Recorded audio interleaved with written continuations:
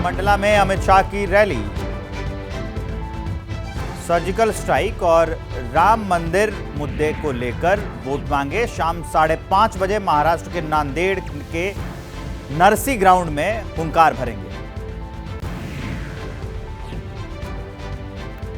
बीकानेर के अनूपगढ़ में राहुल गांधी ने जनसभा को किया संबोधित। महंगाई और बेरोजगारी के मुद्दे पर पीएम मोदी को घेरा। कहा किसानों को नहीं देते एमएसपी। उत्तराखंड के ऋषिकेश में पीएम मोदी की चुनावी रैली। कहा मोदी आपको जो गारंटी देगा उसे पूरी करने की भी गारंटी देता है, इसलिए केंद्र में बीजेपी की सरकार जरूरी। ऋषिकेश में पीएम मोदी ने कहा हर तरफ बीजेपी की प्रचंड लहर है, देश कह रहा है एक बार फिर मोदी सरकार। पीएम मोदी को सीएम पुष्कर सिंह धामी ने भेंट किया उत्तराखंड का लोकल वाद्य यंत्र हुडका। पीएम मोदी ने स्टेज पर वाद्य यंत्र को बजाया। पीएम मोदी की आज रैली से पहले उत्तराखंड के सीएम पुष्कर सिंह धामी ने की गंगा पूजा। मां गंगा से मांगा जीत का आशीर्वाद। उत्तराखंड के बाद पीएम मोदी का राजस्थान दौरा। अब राजस्थान के कुरैली में भरेंगे ओंकार मिशन 400+ को देंगे धार। टीएमसी का बीजेपी पर पलटवार। अजीत पवार का नाम लेते हुए कहा एनडीए में शामिल होने वाले हो जाते हैं बेदाग, घुटने नहीं टेकने वाले जाते हैं जेल। यूपी के संभल में राजनाथ सिंह का विरोधियों पर हमला। समाजवादी पार्टी को बताया समाप्तवादी पार्टी और कांग्रेस के हाथ को बताया झूलता पंजा। कांग्रेस नेता रोहन गुप्ता बीजेपी में शामिल। पंजाब की आईएएस अधिकारी रही परमपाल कौर भी बीजेपी में शामिल। लोकसभा चुनाव में आजमा सकती हैं अपनी किस्मत। लोकसभा चुनाव से पहले यूपी में बीएसपी को बड़ा झटका। बिजनौर से सांसद मलूक नागर ने पार्टी छोड़कर जयंत का दामन थामा। दिल्ली के मंत्री राजकुमार आनंद का मंत्रिमंडल से इस्तीफा। पार्टी पर करप्शन का आरोप लगाकर पार्टी छोड़ दी। कैंपेनिंग में जुटी आम आदमी पार्टी की मंत्री आतिशी ने कहा कि केजरीवाल की गिरफ्तारी का असर चुनाव में ईवीएम पर दिखेगा। ईडी सीबीआई से डराकर पार्टी तोड़ने की कोशिश कर रही है बीजेपी। मंत्री के इस्तीफे से संवैधानिक संकट पैदा हुआ। राजकुमार आनंद ने कहा भ्रष्टाचार के माहौल में अब पार्टी में और नहीं रह पाऊंगा। बोले मैं बीजेपी में नहीं जा रहा।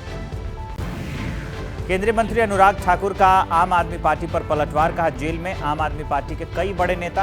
अब खुद को ठगा महसूस कर रही है दिल्ली की जनता। दिल्ली के सीएम अरविंद केजरीवाल की याचिका पर सुप्रीम कोर्ट 15 अप्रैल को करेगा सुनवाई। याचिका में ईडी की गिरफ्तारी के खिलाफ हाई कोर्ट के फैसले को चुनौती। मुख्यमंत्री ममता बनर्जी का मोदी सरकार पर हमला। कहा बीजेपी के इशारे पर काम कर रही है एनआईए। सबको गिरफ्तार करते करते आपका देश ही सूना हो जाएगा। मैनपुरी के मैदान में उतरे योगी के मंत्री। बीजेपी ने जयवीर सिंह को उम्मीदवार बनाया है। मुलायम सिंह की बहू डिंपल यादव से इनका मुकाबला होगा। गाजीपुर में बीजेपी ने घोषित किया प्रत्याशी। अफजाल अंसारी के खिलाफ पारसनाथ राय को उम्मीदवार बनाया। समाजवादी पार्टी अध्यक्ष अखिलेश यादव का दावा इंडिया गठबंधन जीतेगा। महंगाई बेरोजगारी कानून व्यवस्था के मुद्दों पर वोट करेगी जनता। लोकसभा चुनाव से पहले पार्टी और संगठन को मजबूत करने में जुटी सांसद स्मृति ईरानी। यादव समाज के सैकड़ों लोगों को पार्टी में शामिल कराया। बीजेपी सांसद निशिकांत दुबे के दावे से झारखंड की सियासत में उबाल। निशिकांत ने सोशल मीडिया पर लिखा चंपई सोरेन को कल्पना सोरेन के लिए सीएम पद छोड़ने का मिला फरमान। राजस्थान की उप मुख्यमंत्री दिया कुमारी ने जयपुर सीट से बीजेपी प्रत्याशी मंजू शर्मा के साथ रोड शो किया। कांग्रेस को देश के लिए बताया कोरोना जैसी बीमारी। सिक्किम विधानसभा चुनाव के लिए बीजेपी ने जारी किया घोषणा पत्र। पार्टी अध्यक्ष जेपी नड्डा ने लॉन्च किया मैनिफेस्टो। मध्य प्रदेश में जीतू पटवारी ने महाकौशल विंध्य सीट के लिए प्रचार किया। शहडोल में आदिवासी संस्कृति के जरिए स्वागत किया गया उनका। कमलनाथ के गढ़ में मुख्यमंत्री मोहन यादव ने किया प्रचार। छिंदवाड़ा से बीजेपी उम्मीदवार विवेक बंटी साहू के लिए जनता से वोट मांगे। तेजस्वी ने ट्वीट किया हेलीकॉप्टर में संतरा पार्टी का वीडियो।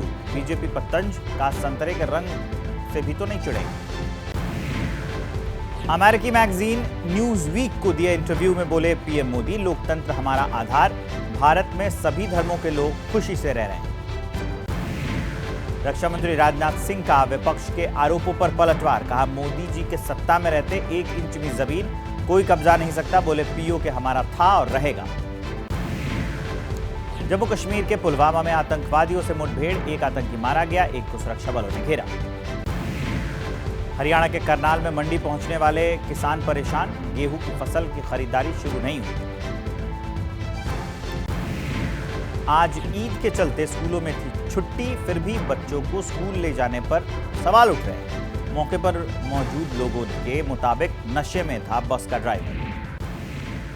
गाजियाबाद में युवक पर लगा प्रेमिका के पति की हत्या का आरोप। पुलिस के मुताबिक प्रेम प्रसंग में अड़चन आने पर आरोपी ने हत्या कर दी। दिल्ली की जामा मस्जिद पर अदा की गई ईद की नमाज, बड़ी तादाद में लोग शामिल हुए। आगरा के ताजमहल में नमाजियों ने अदा की ईद की नमाज, देश में भाईचारे और अमन चैन की दुआ मांगी। प्रधानमंत्री नरेंद्र मोदी ने देशवासियों को दी ईद की बधाई, लिखा ईद के मौके पर करुणा, एकजुटता और शांति का संदेश दें, सभी लोग खुश और स्वस्थ रहें।